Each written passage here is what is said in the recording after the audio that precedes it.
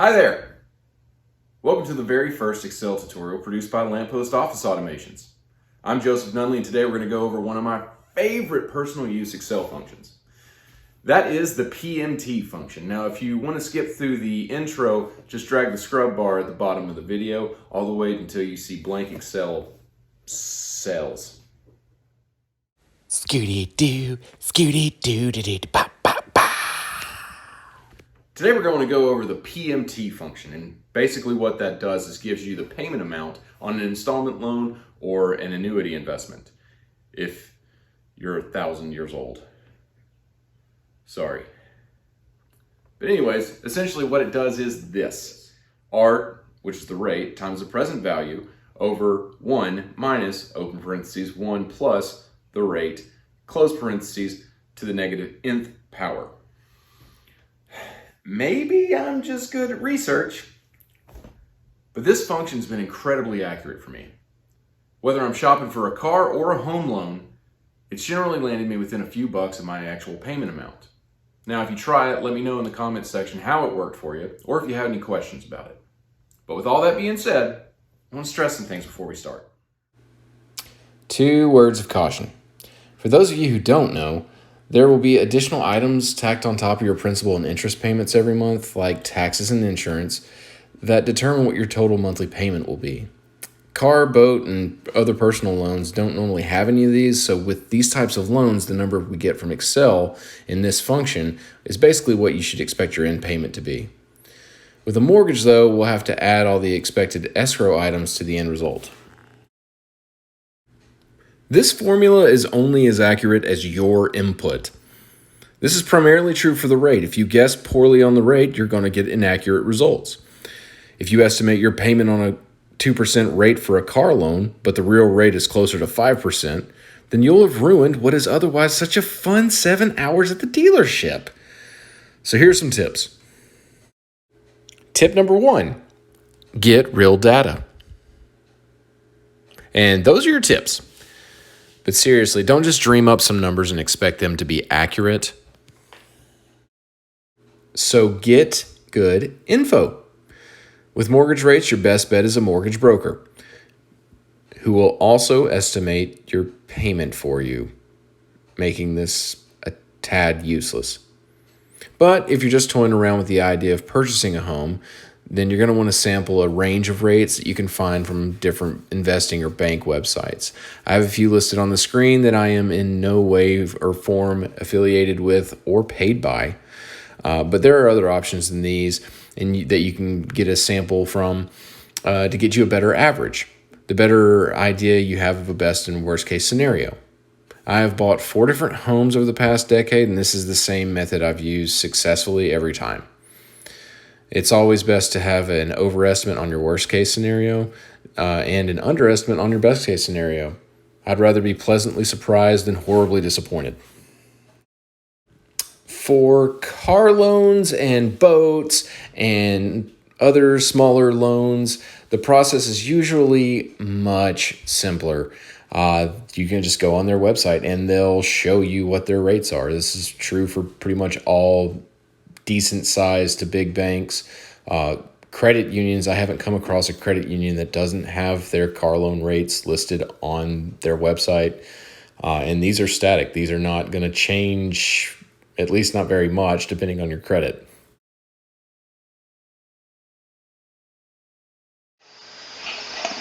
Okay, for those of you who jumped straight to the Excel walkthrough part, congratulations, you have impeccable timing. Everybody else, thank you for your patience. So, again, what we're going to do here is the payment function. And in order to do that, we have to have at least 3 variables. The first is going to be the present value, or your loan amount. Normally this will not be an annuity, so I'm going to skip that and pretend it doesn't even exist. So let's say in our example we have a loan that is $300,000. In today's market, depending on where you live, that would buy you a cardboard box and some cinder blocks. But that's the price we're still going to go with in this walkthrough. Might as well. Never know what's going to happen. The next part is number of periods. So this is going to be for a loan that is paid monthly, you're going to have to list the number of months in your loan. So for cars, this is generally listed, as 48 months, 60 months, 72, God forbid 84, but I understand and no judgment. But anyways, with mortgages, you usually have three options: 10, 15, or 30 year. So that's 120 months, 180 months for 15, and then 360 months for 30 years. So number of periods. Let's say we're going to do this because we're waiting on a rich uncle to get out of the poorhouse. We're going to do this for 30 years. So there's two ways to report this and the rate, which I'm going to get to next. And again, we did our rate. Let's say 5% right now is what we're looking at. It's from the averages I've been seeing on the internet. 5 is going to land you right in the middle of between 4.89 and 5.105 or so. So I'm going to shoot for just straight old 5%. So there's two ways to do this. The first way is to just list them out as their standard annual deals, and the other way, and we're going to list them out this way and then calculate them out in the formula. The other way is to do the exact same thing,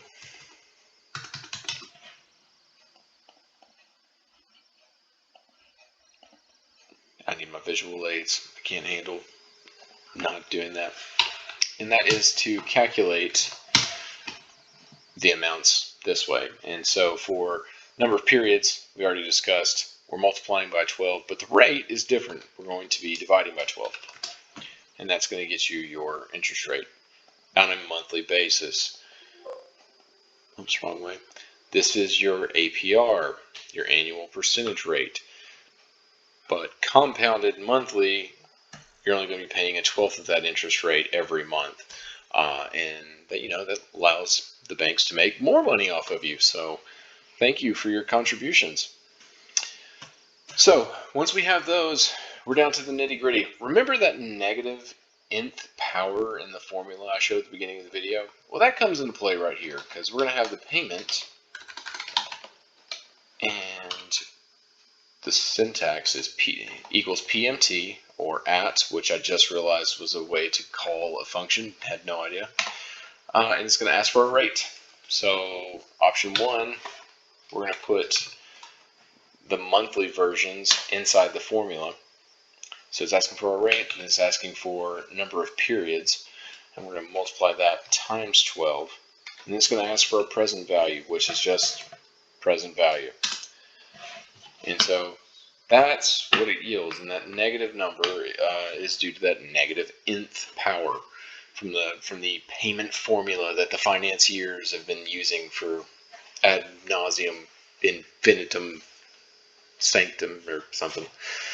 But anyways, so that is sticker shock. Congratulations, you bought yourself Nightmare. It's a really expensive monthly payment on a cardboard box and some cinder blocks, but